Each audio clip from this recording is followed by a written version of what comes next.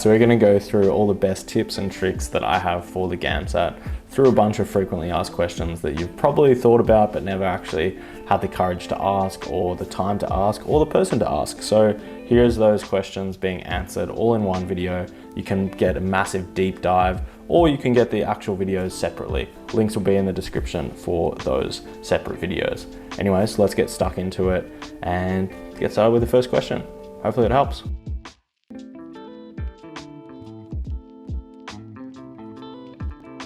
I don't know, there's two ways of going about this. Like, you want to actually sound like proper in like the way you speak and the way you write, and it needs to be like eloquent and like needs to flow.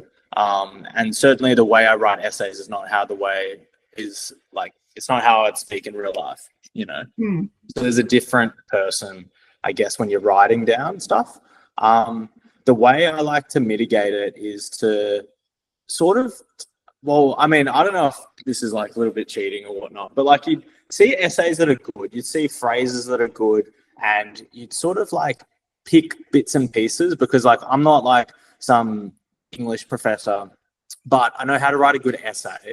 And a lot of people smarter than me have written good phrases and know how to like put words together. And I don't know, when I was studying for all this stuff, they always used to point us in the direction of like AC Grayling stuff. And I mean, some of the philosophy that you read sounds like a bit, you know, not like the stuff that I would say in like real life. And it sounds like, yeah, as you said, a bit pretentious, but bits and pieces you can actually use, and it's not plagiarism. It's not like, you know, stealing, but you are like using bits and pieces to sort of amplify like how you would actually write stuff down. So I mean, I literally just finished writing up this little ebook, which I'll sort of upload very shortly. But I say like you got to go in with like ammunition, and that's what I did. Like I remember like even like year 12 English exam, like I would remember a whole bunch of phrases that other smarter people than me wrote, so I could use them in my essay. And you sort of like marry it between the two. So hopefully that sort of answers that question. Like, it needs to be a bridge. You know, I'm not going to speak like, I'm not going to write like perfect English myself. I'm not a hero, you know? So, and I know that. So I'm just like, well, I might just use what other people wrote and sort of marry it.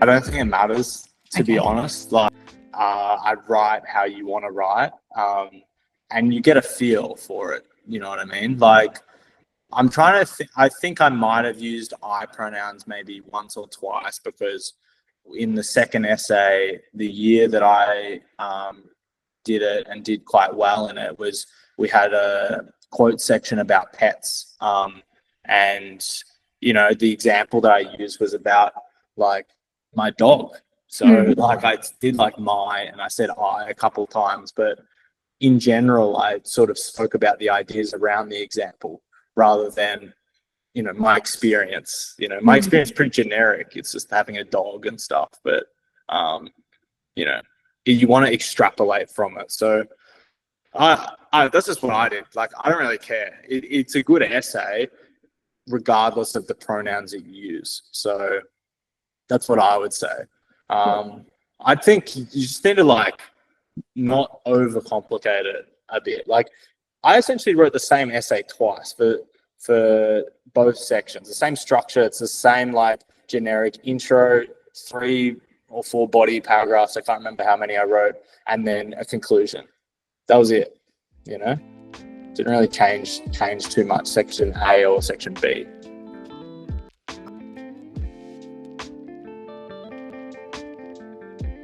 Can I branch off that again, James, and sort of like almost counter it a little bit? Like, when you use the phrase like strong examples, I think a lot of people think they need to have like a brilliant example that perfectly illustrates the point.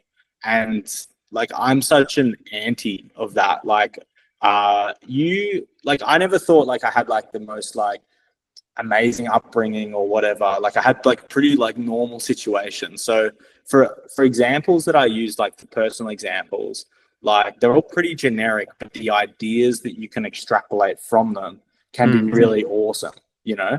So I think what I did is I made a few examples that I knew inside out of just basic stuff that I thought would be useful in a variety of different situations.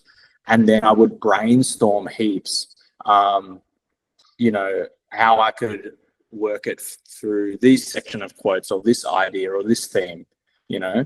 And like to just be specific, like the examples that I wrote was like, I just broke it down as like 3 like life events. I think I was like my parents getting divorced, and like my dog dying, and then something else I kind of remember. Like it was just really generic examples, but you could use it in a whole bunch of different ways. You know what I mean? So like something like simple as, they're not amazing examples, but the ideas you generate from them are good.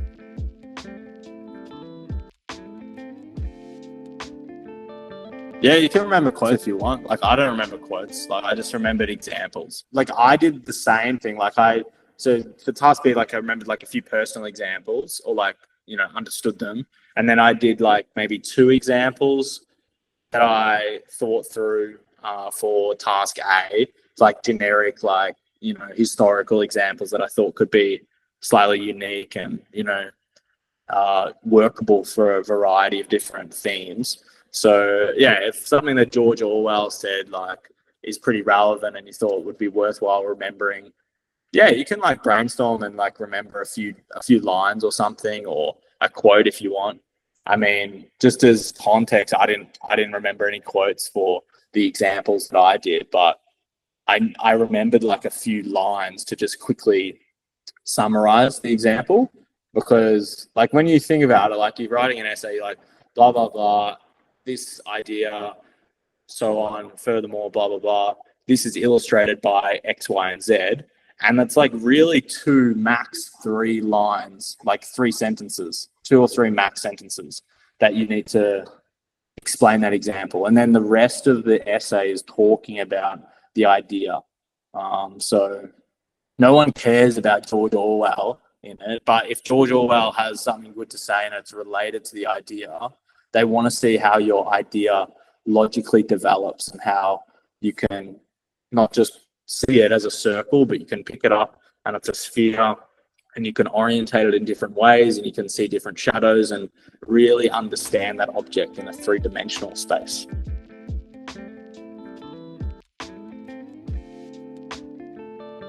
Yeah, I get what you mean. I mean, like in an ideal situation, you have a unique enough example that people can relate to. As a marker, you want to read it and be like, oh, that's actually a good point. I see where that person's coming from for that example, if it's a historical or political example. Do you know what I mean? So, I mean, I try to steer away from Hitler, World War II, because that's very common, you know? I don't want to be like the 10th essay that someone reads at night and it's just like, oh, it's another World War II example. So try to think of something that's more unique and still similar to that. So, I mean, like, for example, like I thought like the World War II Hitler example, there's like so many things it can relate to, like heaps and heaps of examples. But then what's a really similar event? I mean, you just have to look at like really severe like travesties over like history. There's like a whole bunch that you could just pick one.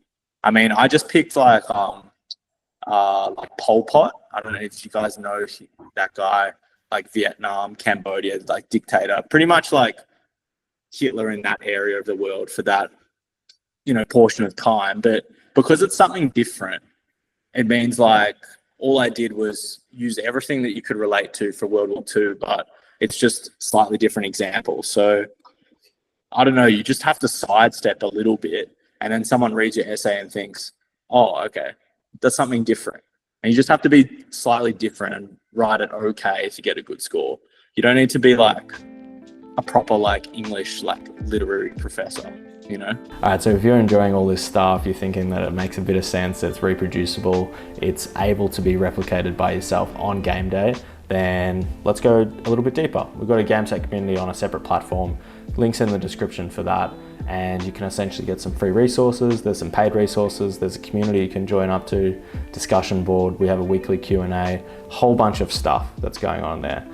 We've also got other sections, not only just section 2, also there. So if you're thinking that might be useful for you, you might want to submit an essay, get it marked, get me to have a look at it, have a bit more of a discussion with me or some other people who are like-minded and want to actually get the best score they can for the GAMSAT, then yeah, I'll leave it up to you and you can make that decision for yourself. Anyways, let's get back to the video.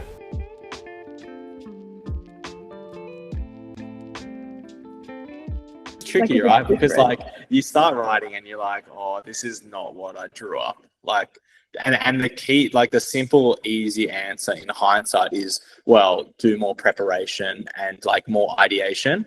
And I think getting comfortable with brainstorming, like quotes and quotes and quotes. Do you know what I mean? So, what I did was really, like, I thought, okay, I can write an essay, okay, but in terms of ideation, like that's the real crux, because you're all seeing new quotes for the first time, and what's really going to set you apart is how can you come up with a really good, interesting argument within 5 minutes, and make you set yourself apart from everyone else. So all I did was, in my preparation, I just like brainstormed, you know, heaps and heaps of quote sections and themes and what I would think about this section and that section. And sometimes it took me 3 or 4 days to come up with like an interesting take on a theme that might be slightly unique. So the more you do of that in preparation,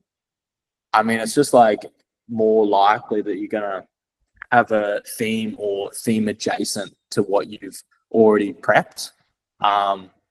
And you don't necessarily argue the exact, you know, contention that you maybe prepped for a certain theme, but you could argue pretty similar to it, and that's going to be a lot easier. So, I mean, my advice is always ideation, as opposed to get your, you know, phrases and words perfectly lined up, because I think that's harder to teach. It's easier to teach how you make good ideas. In terms of what you can do on the day, that's very tricky, you know, because like I've been in that situation where you're like writing something and you're like, it just doesn't sit right. And you do have to like sort of band-aid fix it. And I'd probably just spend, like practically, I'd just spend an extra minute or 2 on the plan and really get my ideas straight. And then the logic and your argument should flow a bit easier. And then just go back like step by step. And that's how you structure your sentences. Sort of vague advice at the end, but it's kind of tricky in the heat of the moment if you've cooked it and you haven't really like prepped for the right idea. So yeah, ideation is the main advice I'd give.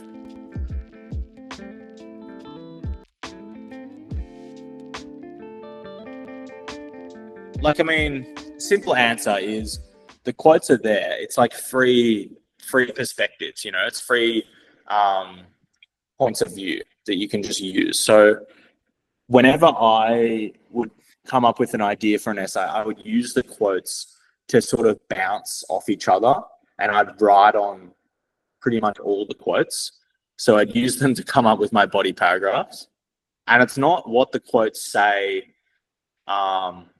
you know, all the time. It could be. They might just have a quote and I'm like, yeah, I agree with that, like wholeheartedly. Or there could be a quote and I'm just like, I could not agree with that anymore. I could not disagree with that anymore. Or maybe there's a quote and it makes me think, well, that's probably true to an extent, but what about A, B, and C? And I really feel strongly about C, which isn't even mentioned in the quote section. So I use them to, I use the phrase like leapfrog off each other. So you I remember like, yeah, I'm actually getting like, you know, a bit of deja vu, but I'd like go back to the exam and I'd circle like say quote 1 and 3. And then I'd be like, that's my first body paragraph. And then I'd circle quote 4 and I'd be like, that's body paragraph number 2. And then body paragraph 3 would be, you know, the other quotes maybe. Or maybe it's just a different idea that I came up with, you know? So if you're struggling with idea generation or ideation, then use the quotes. Of course, it's a cheat code, you know? You don't have to come up with everything yourself. As I said, like, don't be a hero. Like, just use what's there. Yeah, if you write anything about the quotes, you're going to be fine. But if you start writing a pre-prepared essay that's adjacent to the theme of the quotes, like, yeah, I wouldn't give you a good mark. Why would you? It's just like you're writing on something that's not there. So they give you the quotes to write about the idea.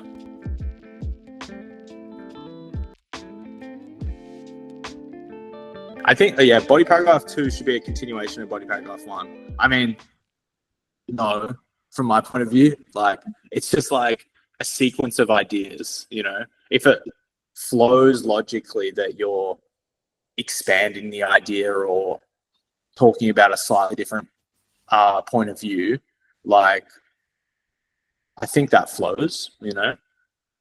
As long as it heads in the general direction of your contention, then if you need to go sidestep left and then get back to the middle for body paragraph 1 and then 2, like, yeah, I'm happy with that. I don't have strict rules. I choose my own adventure. If there's a natural flow of arguments and they always fit into if they fit into 4 body paragraphs, then amazing. I'll just sort of make up the flow of it. And you can play around with it, you know, like, as I say, you choose your own adventure. So like you might be like 2 on this side, and then you want to just mention a slightly different point of view, and then I don't know, maybe cap off with something else that's a bit broader, you know. So there's no real strict rules. It depends how much you have to say about it, you know. If you have enough ideas to say about it and they warrant their own paragraph, I mean, why not? But you should make it clear, like a paragraph should be a general point of view, a general angle, and then the next paragraph should be a slightly different angle, you know, I mean, whether it goes deeper or it goes more broader, you know. I mean, a really simple thing that I always used to teach students that I tutor is like, think about it like in terms of like cats and dogs. And when you like first get taught how to write an argumentative essay, we were always taught like in year 4, year 5, like, you know, do cats and dogs, and everyone just picks one, what they like. So which is better, cats or dogs? And then I would always say dogs. And so you say introduction, blah, blah, blah, whatever. And then body paragraph 1 might be like why dogs are good, you know? And then body paragraph 2 might be like, you're still going in that direction, but it might be like why cats aren't good, you know?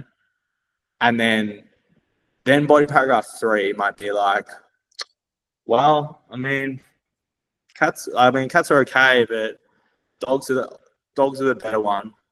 But what about fish as well? No one's talked about fish, you know? And like, when I think about those examples, like, you just replace dogs and cats and fish with like different ideas of the topic, you know? So whether it's like freedom of speech or, I don't know, poverty or peace or whatever big topic that you want, you can replace like that basic structure of cats and dogs, body paragraphs with, you know, complex ideas.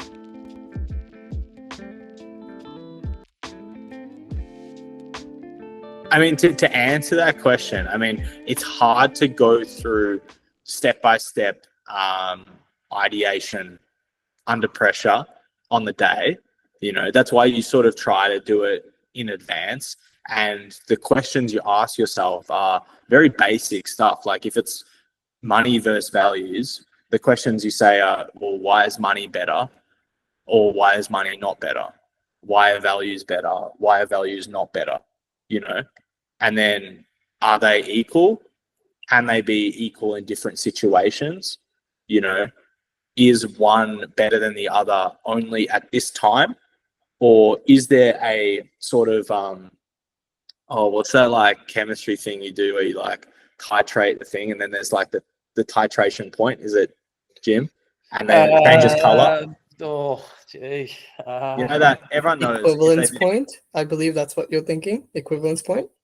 Yeah. The part where it goes from like, you know, clear to like a pink solution or whatever.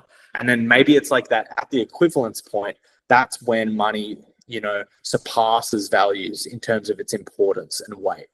You know, this is just the same as cats and dogs, you know. So those are the basic questions. If you don't like know how to argue money versus values, go back to basics and argue cats versus dogs. And then it's like, why are dogs better? Why are dogs not so good? Can dogs be okay in this situation? There are certain breeds of dogs that I hate, you know, and I would never own, you know, or whatever. I like big dogs, not small dogs. Do you know what I mean?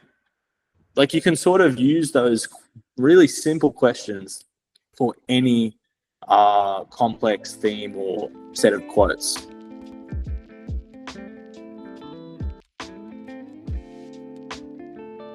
But you have to start simple. You have to start, is it good or bad? Is it right or wrong? Is it, you know, for everyone? Is it not for everyone? You know, and then you extrapolate in terms of the nuances and shades of grey in the point of view.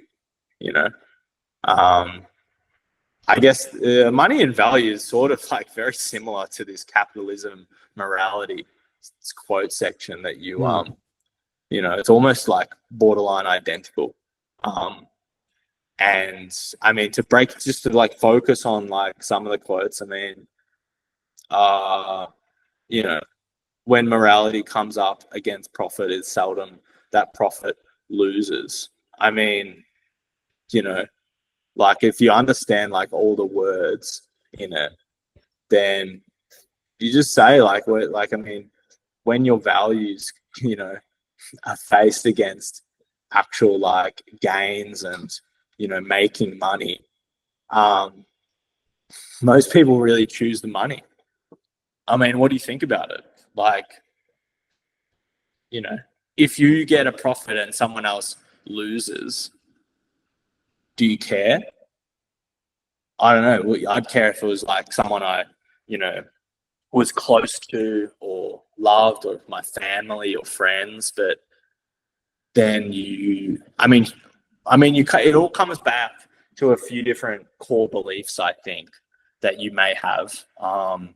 Whether you think humans are innately selfish people or whatever.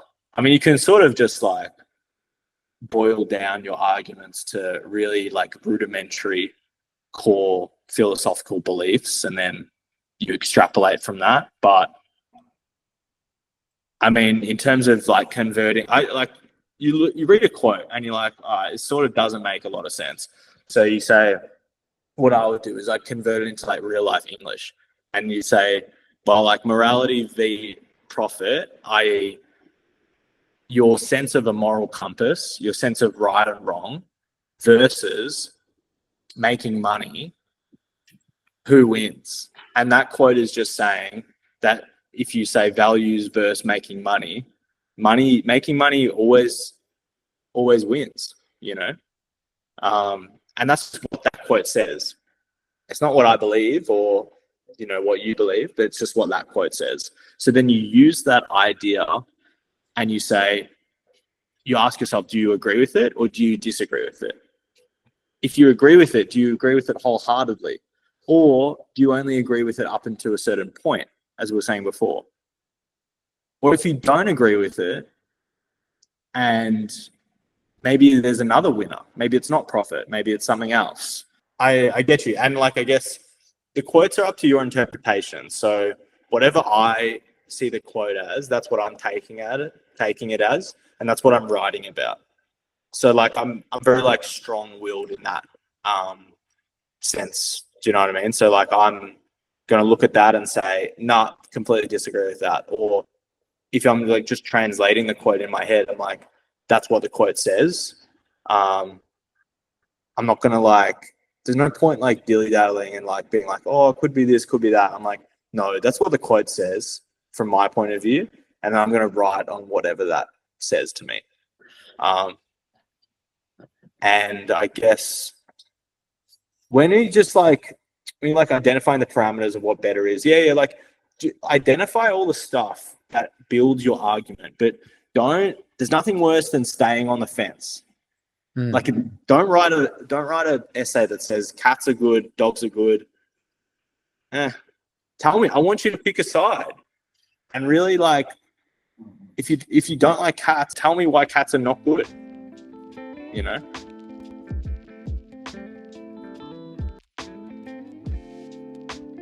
Writing in like your essay, think about it like a movie. Do you know what I mean? Like the intro has to hook the reader. It has to get them on board, has to really entice you. Then the first paragraph is like the intro scene. It's like the chase scene in like a car movie. And they're like, you know, like really going after it. And then the next scene is like, you like keep on going in one direction, but you build the plot.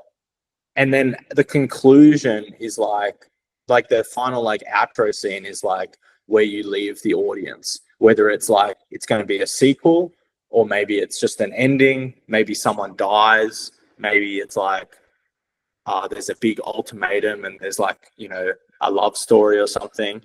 But the viewer knows where the movie is heading, and your whole idea with writing an essay is to build the argument in your direction that you want to take it in. So as I said before, you don't write 2 paragraphs that say cats are really good, but dogs are really, really good as well. And then at the end, you just sort of sit on the fence. You need the paragraphs to be complementary in the sense that they all continue to approach the contention that you're trying to, you know, tell them.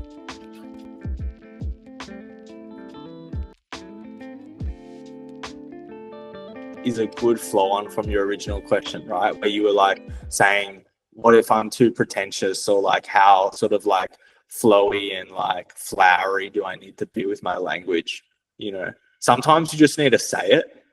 If you think like this is right or this is wrong, you can have a mixture of sentence length and sentence structure. So one thing that helped me get from this situation into like a properly like clear essay is you mix up sentence length. So sometimes you can actually have sentences that are maybe 4 words long, and it's a very powerful thing to do, especially if you've built the argument in the preceding sentences. And you might have like, this is a very simple practical way to do it. But sometimes you just need to like, you know, get someone to have a look at your writing, and then you just get them to cut out what words are just filler. You know, at the end of the day, I always look at it from the marker's point of view, because they're the ones that are going to give you a good grade or a bad grade. And if I'm reading it and I don't know what you're saying, or if you're like on the fence, in my head as a marker who's marked essays, like I mean, I haven't marked GAMSAT essays formally, but like with, you know, general essay marking and like, you know, reading other people's section 2 essays, it annoys me if I don't know what they're saying, or if it's sort of like around the point, it's not clear. It annoys me, and then I have to search and I have to think. Like there's nothing better if I bring it back to movies, there's nothing better than a really simple, you know, blockbuster Marvel superhero movie. I know who the good guys are. I know who the bad guys are. It's really simple. And that when it's like 10 p.m. at night, the markers marked like 50 essays and you're 51, don't give them like, you know, some art film that they need to think hard about the deep themes and, you know, contrasting elements and whatnot. Give them like a Marvel movie, but talk about interesting ideas with that. Does that analogy sort of work? All right, so there you have it. There's a whole bunch of frequently asked questions that you can come back to at any time you want. They're actually questions that I've had myself, and other people have asked them. It probably means that you've asked them yourself or wondered them at some stage in preparation for this GAMSAT. Anyways, you've got all the answers now, so hopefully you can get the best score. And if you wanted more, of course, more links in the description. All right, leave you to it, and then see you soon. Bye.